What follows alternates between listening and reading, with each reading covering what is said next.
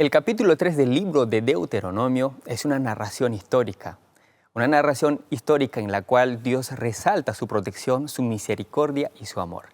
Al entrar al capítulo 4, Dios usa esta frase, y ahora escucha, Shema, la misma frase, escucha Israel.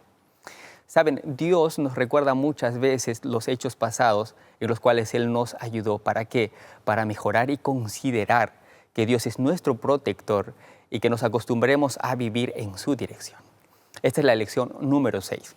Después Dios, mediante Moisés, les hace la pregunta, porque ¿qué nación hay? ¿Qué nación tan grande como ustedes que tiene los preceptos de Dios para hacer luz en este mundo? La lección número 6 del cuarto trimestre de la lección de la escuela sabática, que es la verdad presente en Deuteronomio. Vamos a hacer una oración antes de comenzar con este repaso. Padre Celestial, te damos muchas gracias por permitirnos estudiar tu palabra en este día. Bendícenos con tu presencia y que tu Santo Espíritu, Señor, guíe nuestro entendimiento. En el nombre de Jesús, amén. En este repaso vamos a analizar algunos puntos importantes, pero antes vamos a leer el versículo de memoria. ¿Y qué nación grande hay que tenga estatutos y juicios justos como es toda esta ley que yo pongo hoy delante de vosotros? Les pregunta Moisés al pueblo.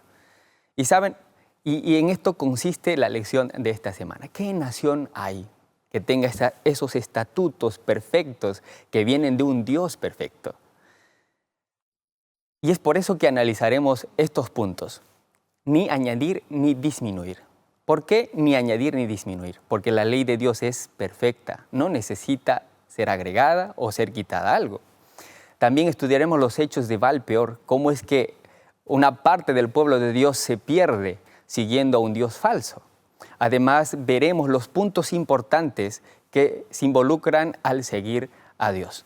También veremos lo que significa la verdadera sabiduría. Elena de White nos introduce a la lección diciendo de la siguiente manera: si eran obedientes, serían preservados de las enfermedades que afligían a otras naciones y bendecidos con vigor intelectual. Interesante, si eran obedientes. Si eran obedientes, ellos serían preservados, serían protegidos, cuidados. ¿Para qué? Para demostrar que ellos tenían un Dios grande. Y al hacer esto, los demás pueblos admirarían a este pueblo especial que Dios había escogido. La gloria de Dios, su majestad y su poder se revelarían en su prosperidad. Notan ustedes, cuando el pueblo de Dios iba a prosperar, entonces los otros pueblos iban a admirar eso. Se iban a preguntar, ¿por qué prospera este pueblo? ¿Cuál es su secreto? ¿Por qué son tan grandes? Entonces mirarían la grandiosidad del Dios de ellos, al Dios de Israel. El punto era que Dios los bendecía a ellos y mediante ellos también los otros pueblos iban a ser bendecidos. ¿Por qué? Porque ellos hubieran querido conocer al Dios de ellos. Dios los había provisto con toda clase de facilidades para que llegaran a ser la más grande nación de la tierra. Les había dado todas esas facilidades. Y es lo mismo que hace hoy con su iglesia, porque Dios también tiene un pueblo. Dios lo bendice ¿para qué? Dios bendice a la iglesia para que los otros, el pueblo que todavía no conoce a Dios, pueda ver a Dios mediante su iglesia. Y es el mismo propósito que vemos hoy en día. Después de tan acertadas palabras, vamos a introducirnos al repaso de la lección. El primer punto es ni añadir ni disminuir. Dios le había mandado explícitamente a Moisés a que recordara esto al pueblo.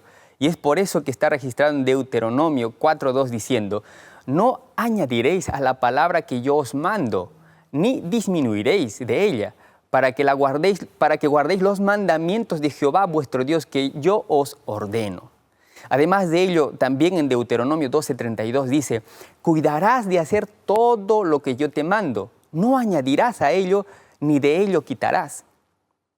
Hay una pregunta en esto: ¿cómo quitar a algo que es completo, que no le sobra? ¿Y cómo añadir a algo que está completo, que no necesita además? Si la ley de Dios fue dado por un Dios perfecto, entonces no necesita corrección. Y lastimosamente el día de hoy se está pisoteando los mandamientos de Dios. ¿Por qué? Porque el ser humano quiere arreglar a algo que ya es perfecto y eso no necesita. ¿Y saben quién planeó modificar o cambiar la ley de Dios? Fue el enemigo de Dios. Satanás comenzó con la idea de cambiar y modificar la ley de Dios, porque él planteaba que la ley de Dios no era perfecta. Y es por eso que muchos ángeles cayeron juntamente con él. Y al venir a esta tierra, Satanás plantea lo mismo. Y es lo que hizo con Adán y Eva. Les hizo creer que la ley de Dios no era perfecta, que no era suficiente, que necesitaba de otras cosas más. Pero no, la ley de Dios siempre fue perfecta. Y es por eso que no debemos de añadir ni disminuir. Hoy en día la iglesia cristiana acepta también este mismo error. Se cambió del día sábado para el día domingo. ¿Quién puede hacer eso? Muchas personas alegan de que un hombre puede hacer eso porque recibió la autoridad de Dios. No. Cuando Jesús estuvo acá en esta tierra, vino a cumplir y no vino a modificar. Él mismo lo recalcó. Y hoy en día vemos muchos mandatos de Dios que son olvidados y son pisoteados. Hoy en día la iglesia cristiana, supuestamente la iglesia de Dios, empieza a seguir en pos de imágenes, a adorar las imágenes. Los mismos errores que planteó Satanás, la iglesia cristiana el día de hoy también comete esos mismos errores, acepta esos mismos errores. Y en los tiempos de Jesús también pasó lo mismo. Y es algo que Jesús denunció. Fíjense ustedes lo que dice Mateo 15:36. Pero vosotros decís, cualquiera que diga a su padre o a su madre, es mi ofrenda a Dios todo aquello con que pudiera ayudarte, ya no ha de honrar a su padre o a su madre. Así habéis invalidado el mandamiento de Dios por vuestra tradición. El mandamiento de Dios era claro, honrar al padre y a la madre. Y esto significaba también ayudar con bienes económicos. ¿Por qué? Porque era necesario. Y esto era parte de honrar a los padres. Pero los fariseos y escribas habían tergiversado esto, porque decían que si das ofrenda al Señor, entonces ya no es necesario ayudar a los padres. Y esto fue denunciado por Jesús. Les dijo, hipócritas, ustedes cambian la ley de Dios por sus tradiciones. Y la iglesia cristiana el día de hoy también comete esos mismos errores. Queremos arreglar a Dios. La ley de Dios es perfecta y no tiene que ser modificada. Dios la estableció con un fin perfecto para perfeccionar a la iglesia de Dios. Y la iglesia de Dios se perfecciona en eso. Cuando recibe el amor de Dios, la iglesia guarda los mandamientos de Dios para encontrar perfección y conocer más a ese Dios de amor. Las tradiciones son cambiadas por mandamientos, pero ya sea agregando o quitando la ley, se cambia igual. Nosotros como seres humanos no tenemos que pensar en modificar la ley de Dios, sino aceptar la ley de Dios para ser guiados por Dios. Porque Dios es quien guía, nosotros no guiamos a Dios, nosotros somos criaturas y es Dios quien nos dirige. El siguiente punto es analizar lo que sucede cuando nosotros tratamos de no prestar oído a los mandamientos de Dios. Y es lo que sucedió en Baal-peor. En Números 25 nosotros vamos a conocer esta historia. Los hijos de Dios fueron tentados por las mujeres moabitas y fueron instados a cometer pecado. Y ellos lo hicieron. Pero ojo, no lo hicieron todos. Una gran parte de ellos lo hicieron. Y cometieron fornicación con ellas. Pero esto no quedó ahí, sino que ellas también les invitaron a adorar a sus dioses. Entonces ellos adoraron a Baal-peor. Y esto hizo que la ira de Dios se encendiera y hubo una gran mortandad en el pueblo de Dios. 25,000 personas murieron en ese día. Dios intervino de una forma dramática, de una forma drástica. ¿Por qué? Porque era necesario. El pecado físico, la fornicación física que ellos realizaron, prepararon sus corazones para realizar la fornicación espiritual, que era el objetivo principal de Satanás. Ahora, acá encontramos un punto importante. Si nosotros resistimos a rechazar el pecado, entonces nosotros caeremos en rebeldía. Ahora, ¿qué significa rebeldía? Rebeldía es hacer algo sabiendo que eso es malo. Es ser obstinado en un acto que yo sé que es malo, a pesar de que me advirtieron que yo no tendría que hacer eso. Entonces es lo que sucede con estas personas que van en pos de Baal-peor. Se obstinaron, fueron rebeldes a un mandato que Dios ya les había prescrito, ya les había mandado.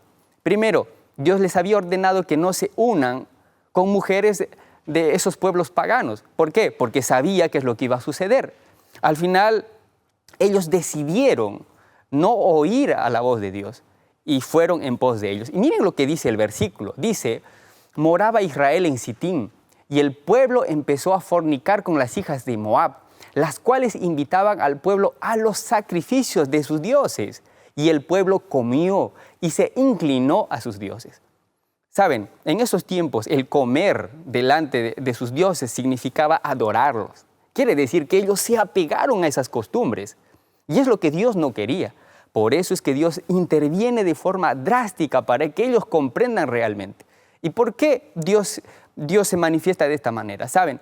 Porque eran un pueblo santo. Evidentemente ellos fueron escogidos de todos los pueblos. ¿Para qué? Para demostrar a los otros pueblos cómo era Dios. Y con este acto ellos no estaban representando la magnitud de su llamado. No estaban representando la santidad de Dios. No estaban representando la justicia de Dios. Ellos se inclinaron a dioses falsos. Y ahora la fornicación espiritual es mencionada también en Oseas 4:12 de la siguiente manera. Mi pueblo a su ídolo de madera pregunta, y el leño le responde, porque espíritu de fornicaciones lo hizo errar, y dejaron a su Dios para fornicar. Saben, hoy en día tal vez nosotros no tenemos estos mismos ídolos de la antigüedad, pero tenemos cosas que nos quitan tiempo de dedicarlo a nuestro Creador, y se convierten en nuestros dioses. Y tal vez consultamos más objetos, tal vez de la tecnología, más que consultar la palabra de Dios para recibir la dirección divina. Es por ello que si añadimos o quitamos a la ley, trae consecuencias terribles. Pero también la abierta violación de la ley trae también sus consecuencias terribles. Ese día murieron más de 24,000 personas. Solamente por desobedecer a Dios, un mandato que Dios ya les había dado desde mucho más antes. Pero no todos siguieron en pos de Baal-peor. No todos cedieron a las tentaciones del enemigo. ¿Qué es lo que él puede hacer en nuestra vida? El enemigo de Dios viene y nos tienta.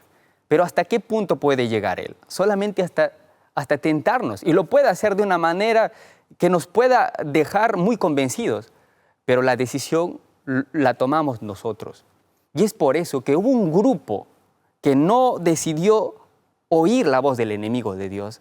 No fue tras estas mujeres, no fue tras dioses falsos. Hubo un grupo especial y justamente eran ellos los que estaban escuchando la palabra de Moisés.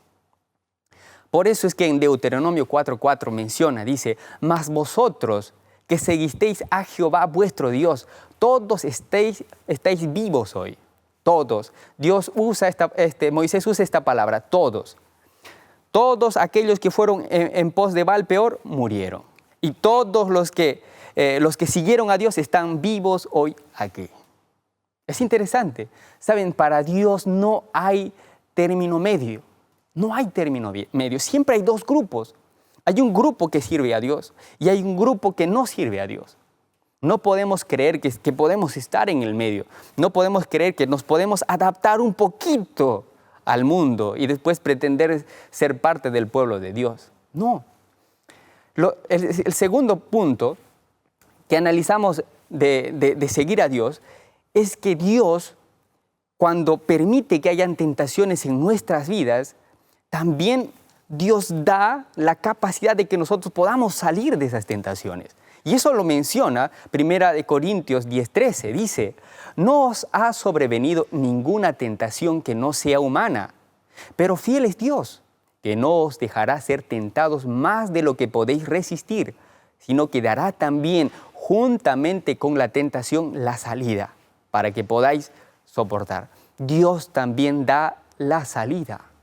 Pero para esto nosotros tenemos que tener ese apego a Dios. Debemos de aferrarnos a Dios. Debemos de sujetarnos a Dios. Y es eso lo que significa seguir a Dios. ¿Qué significa seguir a Dios? Caminar con Él todos los días, buscarlo, no separarnos de Él.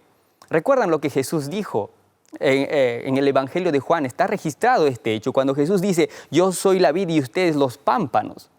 Separados de mí, nada podéis hacer, pero si están conmigo, entonces llevarán mucho fruto. Y es este mismo punto que está tratando la lección cuando trata de decir seguir a Dios. Ahora, hay una palabra que se usa aquí de una forma interesante y es la palabra hebrea dabak. ¿Y qué significa? Significa seguir, significa aferrar y también significa unir. Por ejemplo, esta aplicación lo vemos en el libro de Génesis capítulo 2 versículo 24, cuando dice así, por tanto dejará el hombre a su padre y a su madre y se unirá a su mujer y serán una sola carne. Y serán una sola carne y se unirán. ¿Para qué? El hombre dejará a su padre y a su madre. ¿Para qué? Para unirse a su mujer. Y es esta misma palabra. Tú sabes qué es lo que representa la unión de un hombre y una mujer. Es ese apego, es esa relación íntima que Dios busca con su pueblo. Y es lo que nos trata de decir. También lo vemos en el hecho de Ruth al momento de seguir a su suegra. Ruth 1:14 dice, una vez más alzaron la voz. Dice, deshechas en llanto. Luego Orfa se despidió de su suegra con un beso, pero Ruth se aferró a ella. Esta palabra es importante y es el mismo Dabaj, aferró a ella. Le dijo a su suegra, tu pueblo será mi pueblo y tu Dios será mi Dios. Aferrarse, creer, tener fe. Y es eso lo que Dios está pidiendo. Al momento de seguir a Dios, Dios pide que nosotros nos aferremos a Él. En otro punto de la lección es importante notar que la verdadera sabiduría está en obedecer los mandamientos de Dios. De nada sirve tener una ley perfecta. De nada sirve tener leyes, normas, preceptos perfectos, más que las otras naciones, si no lo ponemos en práctica. ¿De qué nos sirve? No sirve de nada. Por eso es que también recordamos que la verdadera sabiduría está en guardar y obedecer la ley de Dios. Más que solamente saber, es hacer. Tenemos que no solamente conocer, sino aplicar a nuestra vida. ¿Para qué? Para que eso sea una repercusión en la vida de los demás. Las demás personas en el mundo están esperando ver acción. Y nuestra fe tiene que ir en acción. No puede ser algo que esté guardado en nuestros corazones solamente o en nuestra mente, sino tiene que salir, tiene que ser una expresión viva, una expresión que haga recordar a las otras personas que nosotros somos el pueblo de Dios. Toda la luz que tenemos no nos hará ningún bien, ni a nosotros ni a los demás, si no lo ponemos en práctica. Saben, Mateo 24:14 dice algo muy interesante. Dice, y será predicado este evangelio del reino en todo el mundo para testimonio a todas las naciones, entonces vendrá el fin. Nótese esta palabra, testimonio. Quiere decir que el mundo conocerá a Dios por testimonio de su pueblo. Y su pueblo tiene que representar a Dios, tiene que reflejar a Dios. Y es eso que va a cambiar el mundo. No será solamente una predicación de palabras o sermones, sino será el testimonio vivo de su pueblo. Entonces vendrá el fin. Dios busca que su pueblo se reavive. Dios espera que su pueblo realmente lo siga y obedezca sin añadir, sin quitar. Pero lastimosamente el enemigo está teniendo éxito en tergiversar los mandamientos de Dios. ¿Para qué? Para que su pueblo se quede dormido. Deuteronomio 4:6 dice, guardadlos pues y ponedlos por obra, porque esta es vuestra sabiduría y vuestra inteligencia ante los ojos de los pueblos, los cuales oirán todos estos estatutos y dirán, ciertamente pueblo sabio y entendido, nación grande es esta. Noten ustedes, cuando el pueblo de Dios es guiado por los mandamientos de Dios y sigue los mandamientos de Dios y se aferra a Dios, las demás personas quedan admiradas, quedan sorprendidas al momento de verte a ti, al momento de ver a un verdadero cristiano, un cristiano que es entregado a Dios, consagrado a Dios, que cuando habla realmente representa la presencia de Dios. Entonces las otras personas se sorprenden. Ciertamente este hombre está con Dios. Ciertamente este pueblo es de Dios. Esta iglesia es de Dios. Las personas en el mundo dirán que esta es la iglesia de Dios, cuando realmente la iglesia de Dios represente coherentemente lo que Dios busca de ellos. Y si no pasa eso, entonces lastimosamente el mundo no se dará cuenta de nuestra existencia. Debemos de expresar con nuestras vidas, cumpliendo los requerimientos de Dios, para que el mundo sepa que existimos y que Dios tiene un pueblo en este mundo. Vosotros sois la sal de la tierra, pero si la sal se desvaneciese, ¿con qué será salada? No sirve para nada, sino para ser echada fuera y hollada, ¿no? Por los hombres. Eso está en Mateo 5:13. Y en este mismo contexto, Jesús también habla de que nosotros somos la luz. Vosotros sois la luz del mundo. Y una luz no ha sido puesta para ser escondida. No, la luz ha sido dada para que sea mostrada, para que todos vean y para que todos se beneficien de su esplendor. Y es eso que Cristo nos está recordando. ¿De qué sirve tener todos los estatutos y decretos más maravillosos del mundo si no se ponen en práctica? ¿De qué le sirvió al pueblo de Israel tener los mandamientos de Dios? Dios se manifestó a ellos de una forma en la que ni una nación podía ver, cara a cara. Ellos podían escuchar la voz de Dios. Ese privilegio no lo tiene cualquiera. Y nosotros también hoy somos poseedores de la verdad presente. Tenemos en nuestras manos el testimonio profético de Dios. Y eso tiene que repercutir a las personas, primero en nuestras vidas, para dar ese testimonio y para cumplir la predicación al mundo entero. Y así podríamos esperar la segunda venida de Cristo. Concluimos con estos pensamientos. Primera de Pedro 2:9 nos recuerda que nosotros somos un pueblo escogido por Dios, somos una nación santa, tenemos el real sacerdocio y nosotros tenemos que comprender de que el Señor quiere que su pueblo se dé cuenta que ha sido llamado y elegido para una razón especial. Lo segundo es que somos una gran nación, somos una nación no cualquiera, evidentemente parecemos pequeños, que tal vez el pueblo de Dios está regado por aquí, por allá, pequeñísimo, que tal vez no tiene una fuerza bélica, pero nuestro poder no está en una fuerza bélica. Nuestro poder está en el poder del Evangelio, de salvar a las personas. Por eso es que somos instrumentos de bendición para el mundo. Dios le dijo a Abraham, mediante ti bendeciré a todas las naciones de la tierra. Y es en especial por el descendiente que iba a venir por la raíz genealógica de Abraham. Y nosotros también somos parte de ese pueblo, somos el Israel espiritual. También somos portadores de la salvación, por eso somos portadores de luz. Mateo 5:14 nos recuerda eso, que nosotros somos la luz del mundo.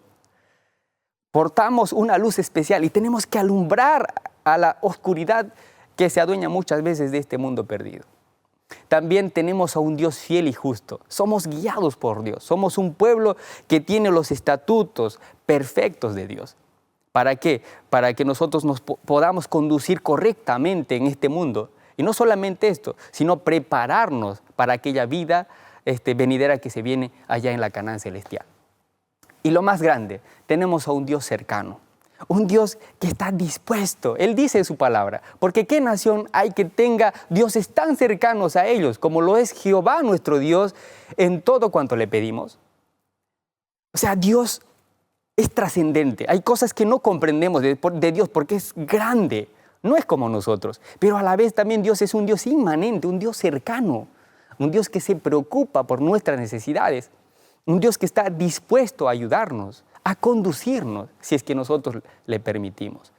Dios es cercano, Dios es un Dios amante. Elena de White, en Testimonio para la Iglesia, tomo 6, en la página 21, menciona y resume la lección de esta semana de una manera increíble. Dice, el plan que Dios se propone llevar a cabo hoy mediante su pueblo es el mismo que deseaba llevar a cabo mediante Israel cuando lo sacó de Egipto. Es el mismo plan. Dios quiere hacer lo mismo, Dios se propone lo mismo. Dice, contemplando la bondad, la misericordia, la justicia y el amor de Dios revelados en la iglesia, el mundo ha de obtener una representación de su carácter.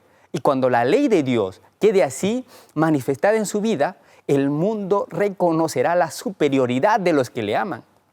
temen y sirven a Dios por encima de todos los demás habitantes de la tierra. Dios sacó al pueblo de Israel de Egipto. ¿Para qué? Para hacer grandes proezas con ellos. Y mediante ellos, el mundo entero pudiera conocer a Dios. Y nosotros igual. Dios nos sacó del pecado, del Egipto, que representa el pecado. ¿Para qué? Para llevarnos a la Canaán celestial. Cuando Dios mencionó estas palabras al pueblo de Israel, ellos estaban a punto de entrar a la Canaán celestial. Perdón, a la Canaán terrenal. Y nosotros hoy estamos a punto de llegar a la Canaán celestial. Entonces Dios nos hace la misma pregunta. ¿Qué nación hay? ¿O qué pueblo hay? ¿O qué persona es como tú, que conoces los testimonios de Dios? Que eres dirigido por Dios. Que tienes a Dios cerca de ti. Que cuando oras Dios te oye. No hay. Entonces, ¿estamos cumpliendo la misión que Dios nos ha encomendado? ¿Será que nuestra vida está representando eso que Dios anhela de nosotros para alcanzar a las otras personas que están olvidadas en este mundo? Si es que realmente tu vida está representando la vida de Cristo, entonces te felicito y te animo a que lo sigas haciendo. Pero si no, también te animo a que lo hagas. Entrégate a Dios y cumple los requerimientos de Dios. Representa lo que es tu Dios, representa su santidad, representa su justicia y su gran poder. Te animo a que me acompañes en esta oración y podamos pedirle a Dios que nos guíe y nos permita realmente representar esa verdadera identidad que tenemos, la identidad que viene porque somos hijos de Dios. Oremos. Padre Celestial, te damos gracias porque tú permites, Dios, que podamos estudiar tu palabra y que tienes grande misericordia para con nosotros, Señor. Somos tus hijos y tal vez no nos hemos dado cuenta hasta ahora. Somos llamados, Dios, para representar tu palabra al mundo entero, pero tal vez no lo hemos hecho hasta ahora. Señor, perdónanos si no lo hemos hecho. Y si nos estamos encaminando a ello, Señor, ayúdanos, por favor. Danos las fuerzas necesarias, danos las ganas, danos el querer como el hacer, porque eso viene de ti, oh Señor querido. Ayúdanos a ser tus hijos coherentemente, Dios, con tu palabra. En el nombre de Jesús, amén.